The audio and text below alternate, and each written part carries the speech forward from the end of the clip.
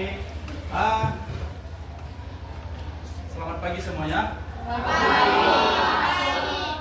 Kalau saya bilang pagi, jawabnya pagi. Oke. Kalau saya bilang semangat pagi, luar biasa. Kita coba. Selamat pagi. Pagi. Semangat pagi. Luar biasa. Ya, terima kasih untuk anak didik Bapak yang Bapak kasih ini pada kesempatan hari ini. Kita masih diberikan kesehatan untuk melakukan proses pembelajaran tatap muka di kelas. Ya, pada kesempatan hari ini sebelum kita memulai pembelajaran, ada baiknya kita terlebih dahulu berdoa. Ada yang kira-kira berkenan untuk memimpin doa? Ya, kepada anak didik kami Sabrina supaya maju ke depan untuk memimpin doa. Sebelum memulai pembelajaran kita, ada baiknya kita berdoa menurut agama dan kepercayaan kita masing-masing. Doa dimulai.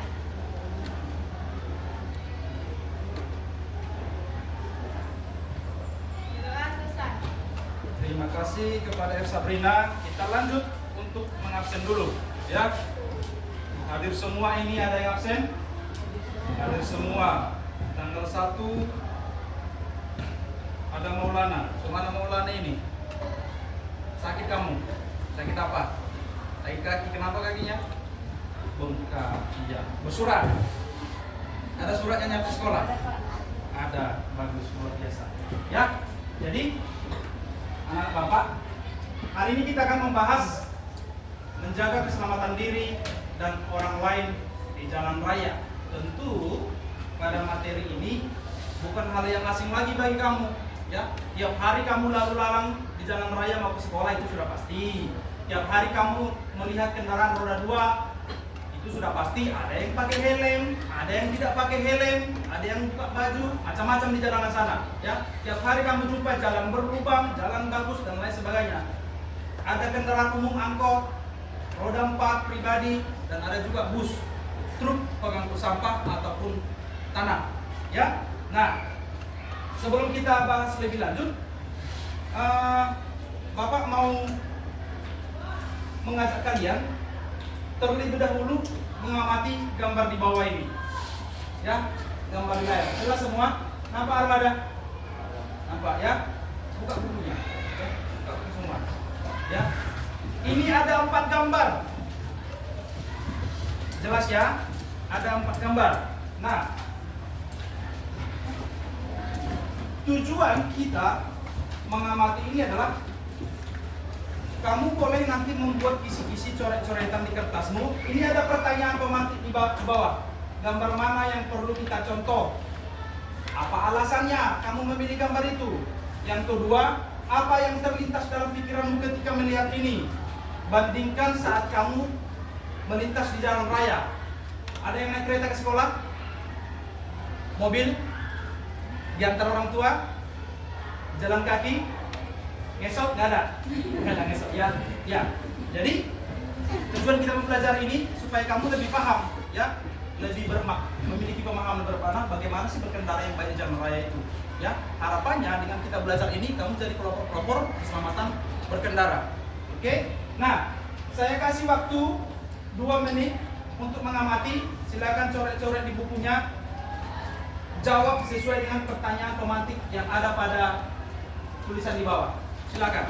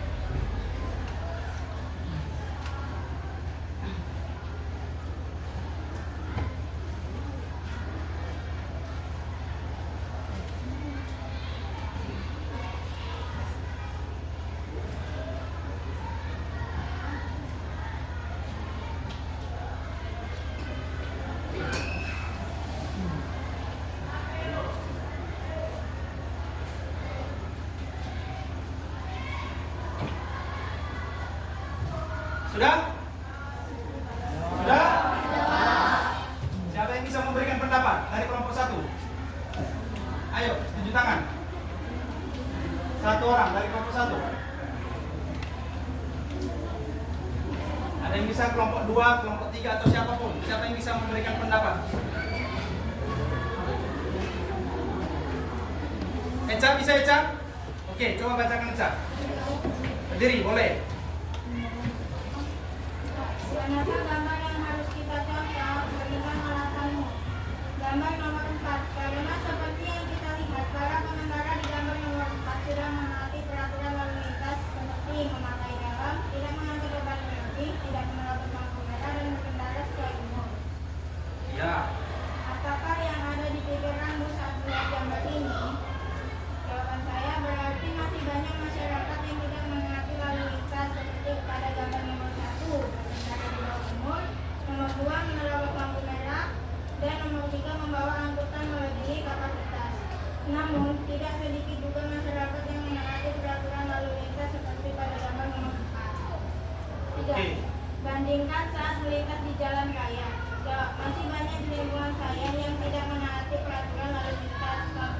Contohnya juga anak-anak berkendara padahal mereka di bawah umur.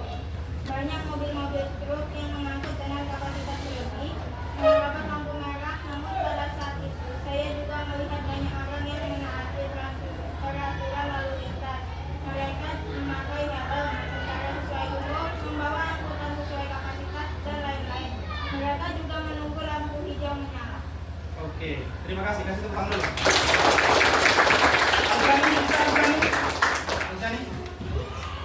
Manakah gambar yang harus dicontoh? Berikan alasanmu. Gambar nomor 4. Karena mengikuti peraturan lalu lintas dan dia tidak melanggar lalu lintas, dan dia tidak membahayakan dirinya dan orang lain pas di jalan raya. Apakah yang kamu pikirkan saat melihat gambar ini? Gambar itu kita harus berhati-hati kalau di jalan raya dan mematuhi peraturan yang ada di jalan lalu lintas agar tidak membahayakan diri sendiri dan orang lain. Nomor 3. Bandingkan dengan jalan di jalan raya. Di jalan raya biasanya ada yang balapan dan lain-lain karena bisa menyebabkan kecelakaan di lalu lintas dan membahayakan diri sendiri dan orang lain. Ya, terima kasih. Kasih tepuk tangan.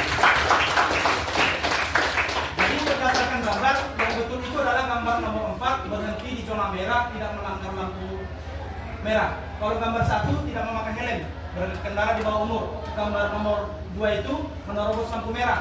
Gambar nomor 3 itu over capacity atau beban lebih. Ya, kita lanjut. Kita masuk di pengertian keselamatan diri dan orang lain di jalan raya. Keselamatan dalam berkendara adalah suatu usaha yang dilakukan dalam meminimalkan tingkat bahaya yang terjadi selama berkendara dan memaksimalkan keamanan dan berkendara, baik untuk keselamatan diri sendiri, orang lain, maupun sebagai pengguna jalan. Jadi kalau kamu berkendara di jalan itu bukan hanya kamu, ada orang lain. Ya, pastikan keselamatanmu dan juga orang lain. Belakangan ini tingkat kemacetan dan kecelakaan jalan raya meningkat. Oleh karena itu kita seharusnya waspada dan berusaha mengurangi tingkat kemacetan dan kecelakaan di jalan raya. Ini ada contoh ya, lampu merah diterobos. Ini anime ya, jatuh ya. Oke, kita lanjut. Ada beberapa jenis aktivitas di jalan raya. Yang pertama, di jalan raya itu ada pejalan kaki. Di mana pejalan kaki berjalan di mana? Ya, trotoar, itu sudah pasti. Kemudian nomor 2, ada aktivitas berkendara menggunakan sepeda. Pesepeda naik sepeda di mana? Ya, betul, di jalur sepeda. Nomor 3, aktivitas berkendara menggunakan sepeda motor, ya. Maka ketika kamu berkendara wajib menggunakan kemudian membawa surat-surat kendaraan motor, SIM dan STNK. Apabila kamu belum cukup umur berkendara, maka lebih baik kamu diantarkan oleh orang tuamu. Nomor 4 itu aktivitas berkendara menggunakan mobil, ya, bisa bus, truk, ya, pribadi dan lain sebagainya. Kita lanjut, hak dan kewajiban pengguna jalan, ya, hak pengguna jalan. Yang pertama, menggunakan jalan dengan bebas. Selama kamu di jalan itu kamu bebas, ya, sesuai aturan, tidak ugal-ugalan. Yang kedua, hak dihormati ketika berkendara. Ketika kamu berkendara, kamu berhak mendapatkan penghormatan, dihormati, tidak diganggu, tidak disenggol. Kamu pun sebaliknya tidak boleh nyenggol, mendahului selalu dari sebelah kanan. Kalau kamu di jalan tol, maka jalur wajibmu itu adalah sebelah kiri, mendahului hanya untuk sebelah kanan. Nomor 3, mendapatkan perlakuan yang nyaman dari pengguna jalan lainnya. Seperti yang saya bilang tadi, ketika kamu jalan, naik mobil, ya saling menghormati supaya sampai di tujuan dengan selamat. Nomor 4, hak mendapatkan kenyamanan berkendara. Hak kenyamanan ini berupa marka-marka jalan yang lengkap, ya, rambu-rambu lalu lintas yang lengkap. Kemudian hak berjalan di trotoar bagi pejalan kaki. Jangan sesekali kamu naik sepeda motor di trotoar, itu hak pejalan kaki. Ya, kewajiban pengguna jalan yang pertama, kewajiban menaati peraturan lalu lintas. Kalau sudah lampu merah berhenti, lampu kuning hati-hati, lampu hijau jalan. Ya, kalau ada di situ zona sekolah jangan langsung gas, nabrak bos, meninggal anak orang. Oke, tidak boleh. Kemudian nomor 2, menghormati kewajiban menghormati pengguna jalan lain. Sudah saya sampaikan tadi. Nomor 3, kewajiban menghormati polisi lalu lintas, ya. Jangan nanti ketika ada polisi baru berhenti di lampu merah, nggak ada polisi terobos, datang dari sana truk, meninggal kau, kasihan, ya. Nomor 4, tidak semena-mena menggunakan jalan, mentang-mentang naik motor, ya kan, ada grup motornya 20 orang, kau serobot aja, tidak boleh, ya. Di mata hukum semua sama, ya, tidak ada kebebasan absolut, ya. Kebebasan itu dipertanggungjawabkan. Nomor 5, kewajiban membawa surat mengemudi ketika sedang berkendara seperti SIM dan STNK. Kau punya SIM, bawa. Punya STNK, bawa. Jangan kau bawa kereta bodong, ya. Ditangkap polisi kau, bahaya. Ya, kita lanjut. Pengertian rambu lalu lintas. Di jalan itu ada macam-macam rambu lintas, banyak, perlu kamu pahami. Ada tanda S, garis merah, tidak boleh parkir, ya. Kemudian belok kanan, garis tidak boleh belok ke kanan, ya. Rambu lalu lintas adalah bagian dari perlengkapan jalan yang memuat huruf, angka, kalimat, dan atau perpaduan diantaranya yang digunakan untuk memberikan peringatan, larangan, perintah, petunjuk bagi pemakai jalan. Ini yang penting, ya. Harus kita pahami itu rambu-rambu lalu lintas. Yang berikutnya, menurut Peraturan Menteri Perhubungan Nomor 13 Tahun 2014, jenis rambu lalu lintas itu bagi 4. Rambu peringatan. Rambu ini memperingatkan adanya kondisi jalan bahaya atau berpotensi bahaya agar para pengemudi berhati-hati serta waspada. Ini gambarnya, contohnya, makanan ini. Apa ya yang kuning-kuning itu? Nomor 2, rambu petunjuk. Rambu ini memberikan petunjuk untuk keterangan kepada pengemudi pemakai jalan lainnya tentang arah yang harus ditempuh atau dituju. Yang ketiga, rambu larangan. Rambu ini melarang pengguna atau pergerakan lalu lintas tertentu. Nomor 4, rambu perintah. Rambu ini memerintahkan pengguna jalan dalam pergerakan lalu lintas tertentu. Ya, yang 4 ini menurut Menteri Perhubungan Nomor 13 Tahun 2014. Ini sudah biasa kau lihat di jalanan, ya, banyak terpampang, ya, kasat mata, bukan tidak kasat mata, tapi seringan dilanggar oleh pengguna jalan. Karena apa? Kurangnya kesadaran dari pengguna jalan. Kita lanjut. Jalan. Siapa yang punya jalan di rumah? Punya jalan lah kan, jalan besar itu aspal hitam itu kan. Nggak mungkin kalau jalan dari hutan, ya. Kita pengertian marka jalan itu adalah suatu tanda yang berada di permukaan jalan atau di atas permukaan jalan yang meliputi peralatan atau tanda yang berbentuk membujur, garis melintang, garis serong serta lambang yang berfungsi untuk mengarahkan arus lalu lintas. Di jalanan itu ada garis putih, ya, putih terputus-putus, garis kuning, ya. Semuanya itu memiliki maksud dan tujuan. Kenapa dibuat garis di kiri, di tengah, dan di kanan? Supaya dari jalur depan tahu jalurnya di mana, koridornya, ya. Jadi untuk menghindari, meminimalisir terjadinya kecelakaan. Ini adalah jenis-jenis marka jalan yang biasa kamu lihat di jalanan kita tiap hari. Ada marka membujur, ada marka serong. Marka serong ini biasanya di perempatan, persimpangan, ya, perempatan, pertigaan. Kemudian ada marka melintang. Marka melintang seperti ini. Marka melintang ini biasanya dijumpai di lampu merah, ya kan? Lampu merah, garis putus-putus, berhenti, ya kan? Kemudian ada marka lambang. Ini biasanya kita jumpai di sekitaran lingkungan perkantoran atau sekolah. Biasanya di depan sekolah itu ada selalu buat zona sekolah atau zona anak-anak. Supaya apa? Semua yang berkendara hati-hati. Ada orang lalu lalang di situ, yaitu anak-anak pelajar sekolah. Jelas ini? Jelas? Ya. Ada pertanyaan terkait materi ini? Ja, apa pertanyaan Ja? Mengapa tingkat kecelakaan sangat tinggi di Indonesia? Mengapa tingkat kecelakaan sangat tinggi di Indonesia? Ada lagi? Pak, apa saja faktor yang dapat mengganggu konsentrasi dalam berkendara? Ada yang bisa menjawab? Kenapa selalu banyak kecelakaan di Indonesia? Apa itu? Karena kurangnya kesadaran masyarakat Indonesia akan terjadinya Ya, kurangnya kesadaran. Yang lain?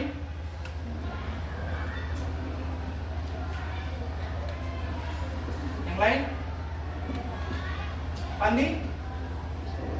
Kelompok 1? Ada. Ada beberapa faktor yang menyebabkan terjadinya kecelakaan. Yang pertama, faktor manusia. Ya, kadang manusia ini kalau di jalan merasa hebat, ugal-ugalan, ceroboh, kemudian suka mengemudi dengan menggunakan minuman alkohol, mengemudi dalam keadaan mengantuk. Itu tidak boleh. Itu dari faktor manusianya. Yang keduanya, faktor kendaraan.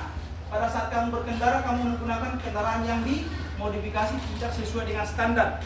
Ya, kendaraan tidak layak pakai. Sudah tahu rem belum, masih dipakai. Sambil mabuk. Ditangkap polisi, masuk penjara. Ya. Nomor 3, faktor jalan. Banyak jalanan berlubang masih, ya kan? Jalanan yang sempit padahal membludak kendaraan. Yang keempat itu adalah faktor lingkungan. Faktor lingkungan itu seperti cuaca, hujan. Contoh kalau kita pergi ke Danau Toba itu kita perlu was-was pada saat musim hujan. Takutnya itu kan jalan di lereng. Hujan, longsor, hujan, tumbang pohon. Bisa jadi. Oke, paham? Nah, yang kedua, pertanyaan dari Anissa, apa faktor? Yang dapat mengganggu konsentrasi dalam berkendara. Apa kira-kira faktor yang dapat mengganggu konsentrasi berkendara? Ada yang tahu? Apa kira-kira menurutmu? Aljani? Mengantuk. Itu masuk ke faktor internal. Ya, ada 2 faktor yang mempengaruhi, yaitu faktor internal seperti kelelahan, mengantuk, emosi, pengaruh obat-obatan dan alkohol. Pengaruh eksternal itu seperti yang saya bilang tadi, kondisi jalan, cuaca buruk, lalu lintas padat, suara bising, atau menggunakan handphone saat berkendara, mengangkat telepon saat berkendara. Dari mantan pula itu, ya kan? Nah, kecelakaan itu yang perlu dihindari. Oke, paham ya? Nah, coba kita amati dulu video berikut ini supaya kamu nanti saya kasih dalam kelompokmu berdiskusi selama 5 menit mendiskusikan ini. Ya, coba kamu amati ini. Bagaimana pelajaran hari ini? Lalu, informasi dengan semangat, apapun itu, rekan-rekannya, kalian sudah siap untuk memulai pembelajaran hari ini. Baiklah, kita berjumpa lagi di Moderator Indeks. Sekarang kita masuk di materi menjaga Ya mati ya, kamu nanti menjawab pertanyaan dalam mati video ini kita diskusikan akan dalam video membahas ini. pengertian, manfaat, dampak, faktor penyebab dan cara menjaga keselamatan di jalan raya. Yang pertama, pengertian keselamatan diri dan orang lain di jalan raya. Keselamatan dalam berkendara adalah suatu usaha yang dilakukan dalam meminimalkan tingkat bahaya yang akan terjadi selama berkendara dan memaksimalkan keamanan dalam berkendara, baik itu untuk keselamatan diri sendiri maupun orang lain sebagai pengguna jalan. 2. Manfaat menjaga keselamatan diri dan orang lain di jalan raya. Di jalan raya, banyak kita jumpai rambu-rambu lalu lintas yang wajib ditaati semua pengguna jalan. Setiap pengendara sepeda motor wajib memakai helm, sedangkan pengendara mobil wajib menggunakan sabuk pengaman. Semua peraturan lalu lintas yang dipasang di jalan raya tentu memiliki tujuan yang ingin disampaikan melalui simbol-simbol, gambar, ataupun tulisan. Dari tujuan yang akan dicapai, tentunya ada manfaat yang akan diperoleh bagi pengguna jalan itu sendiri apabila menaati rambu-rambu tersebut.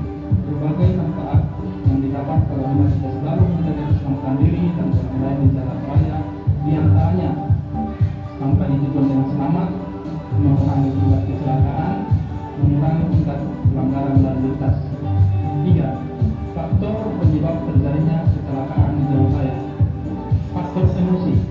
Seiring bertambahnya penggunaan kendaraan bermotor dan pengendara di jalan raya akan mengakibatkan jarak dan tempuh semakin lama. Akibatnya, sesama pengendara tidak bisa sabar, saling berebut, dan berebut-rebutan di jalan raya agar cepat sampai ke tempat tujuan. Faktor usia. Faktor usia merupakan salah satu faktor yang sangat berpengaruh bagi pengendara sepeda motor dan pengendara mobil dalam menghadapi berbagai situasi yang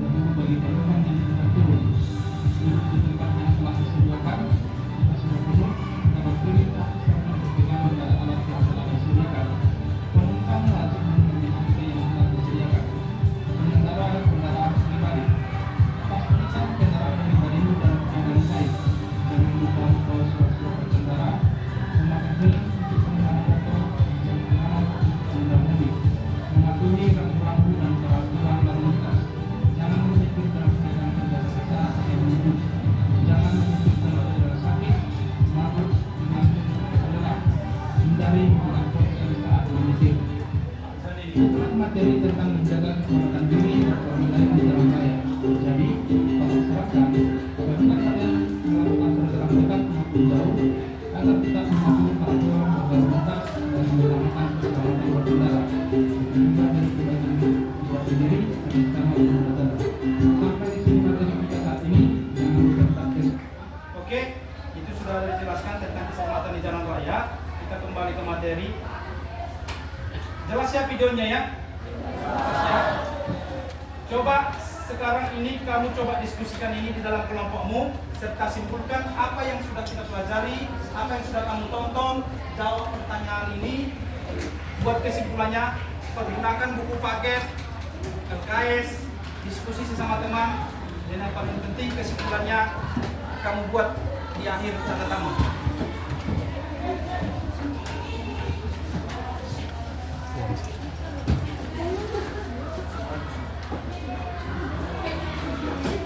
Ayo silakan.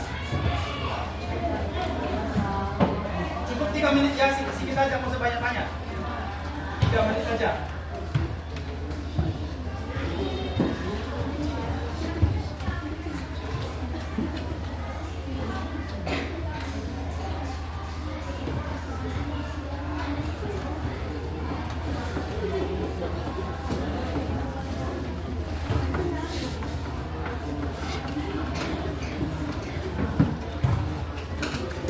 Ayo silakan, silakan.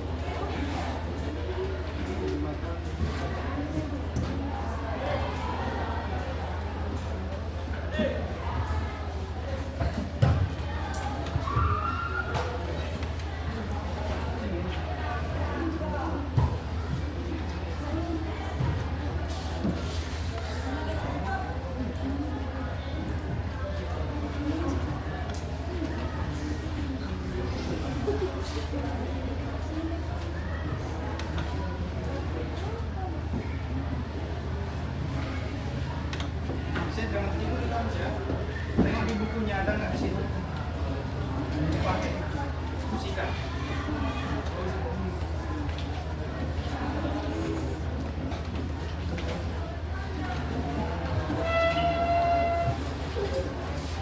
Nomor 1 untuk kelompok 1, nomor 2 untuk kelompok 2, nomor 3 untuk kelompok, nomor 4 untuk kelompok, nomor 5 untuk kelompok 5. Maaf ya, tidak saya jelaskan tadi. 1 nomor untuk 1 kelompok.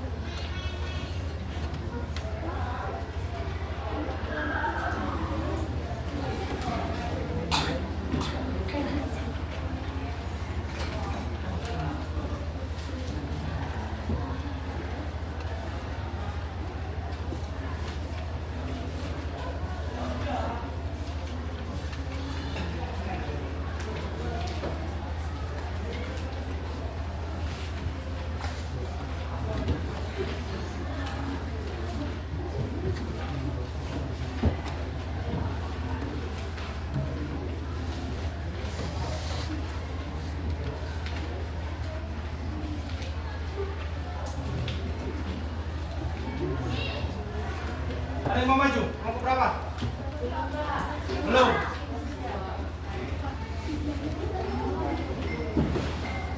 Ayo, ada yang mau maju?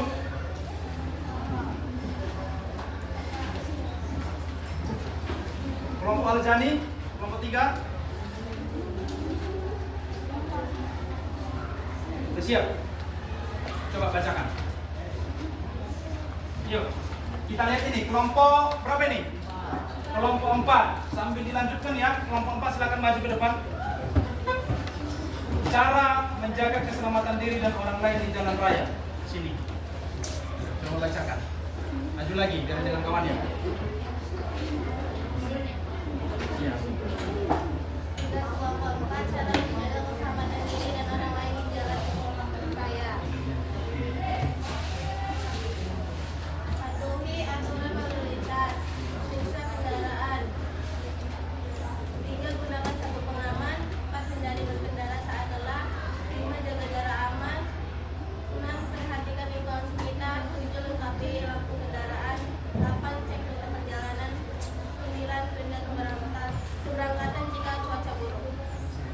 Kesimpulannya, transportasi umum memiliki peran penting dalam mengurangi kemacetan dan kecelakaan lalu lintas dengan meningkatkan kualitas dan ketersediaan transportasi umum. Itu dapat mendorong masyarakat untuk beralih dari kendaraan pribadi ke transportasi umum. Hal ini tidak hanya mengurangi kemacetan, tetapi juga meningkatkan keselamatan diri di jalan.